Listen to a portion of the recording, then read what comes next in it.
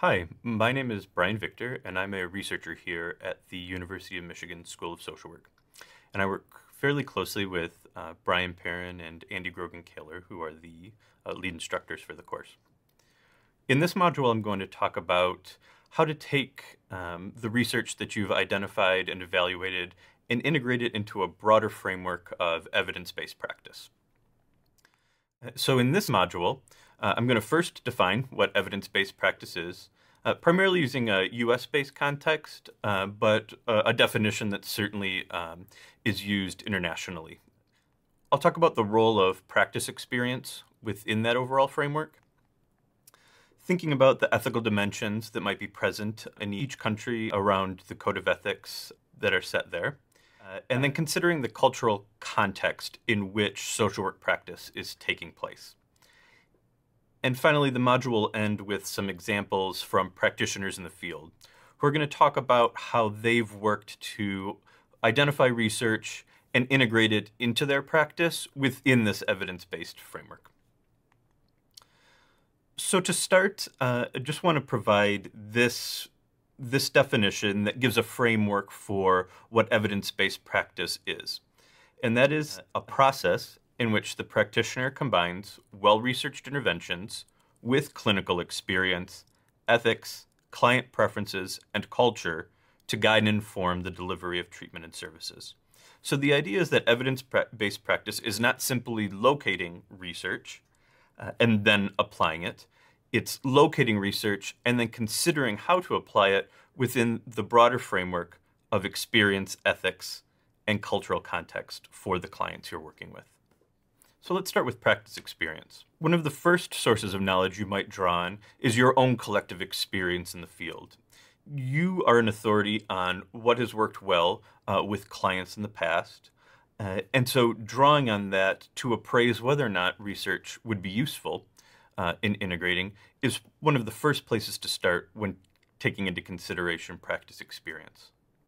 A second source of practice experience or practice knowledge is going to be institutional knowledge.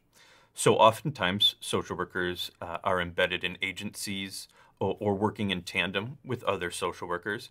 And so drawing on the collective institutional knowledge of the agency, of your colleagues, in order to appraise whether or not the research you've identified will be useful is another core strategy towards moving in the direction of evidence-based practice. And finally, supervision. Most research practice is conducted under the supervision of another social worker. And so taking questions to your supervisor or dialoguing with your supervisor about whether and how to integrate research is another core component of evidence-based practice. The next component to consider is ethics. So once you've identified some research, you've made an appraisal, and you decide that it's likely you're going to integrate it into your practice, our next and important step is to consider the ethical dimensions of that research.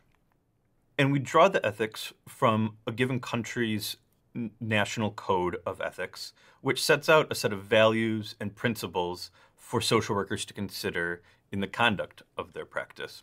And so there may be occasions when you've located a piece of research, it seems to be a good idea in terms of increasing your efficacy, but it may conflict with overall social work values, in which case evidence-based practice would inform us to set that aside, that if it's not compatible with our overall ethics, it shouldn't be integrated into practice.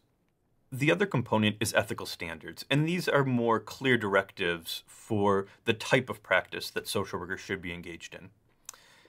And in some cases, in fact, adhering to our ethical standards and selecting research that is in line with that can actually increase the efficacy of our practice. For example, in the United States, social workers are called to a culturally competent practice that takes into the consideration cultural context. And in so doing, and in choosing research that adheres to that standard, it's oftentimes that social work practice is increased in its efficacy. The next dimension to consider is cultural context. Within this dimension of evidence-based practice, you'll want to consider client preferences in terms of the research innovations that you intend to make.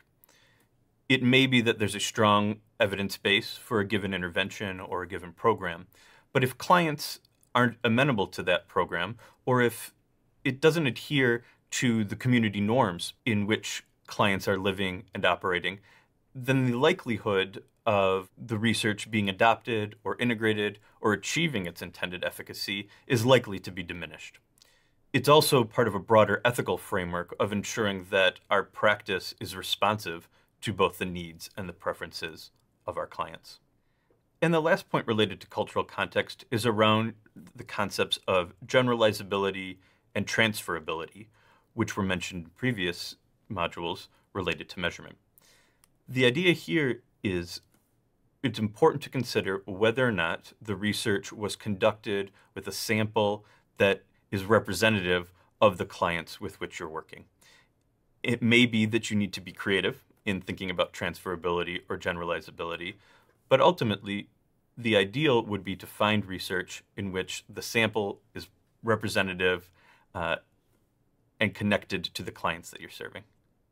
And so I'll leave you here with this model around evidence-based practice, which shows the four kind of core components and how they're interrelated.